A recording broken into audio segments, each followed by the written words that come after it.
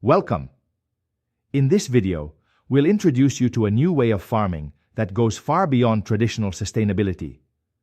Regenerative agriculture isn't just about preserving what we have. It's about restoring what's been lost. Healthier soils, cleaner water, more resilient crops.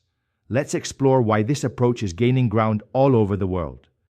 Today's intensive agriculture relies on heavy tillage, monocultures, synthetic inputs, and overgrazing. These practices degrade the soil, reduce biodiversity, and increase greenhouse gas emissions. As the climate crisis deepens and global food security is under threat, we urgently need a new model. Regenerative agriculture is a system that actively heals the land. It focuses on rebuilding soil health, supporting biodiversity, and sequestering carbon from the atmosphere. Rather than dominating nature, regenerative farming works with it, using ecological principles to create thriving living systems. Let's be clear, sustainability tries to keep things as they are. Organic farming avoids synthetic chemicals. Regenerative agriculture goes a step further. It restores the soil, revives ecosystems, and builds long-term productivity through nature-based methods.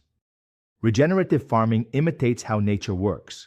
Minimal soil disturbance, continuous living roots in the ground, diverse crops and rotations, animals reintegrated into the system. The farmer becomes a steward, not just a producer.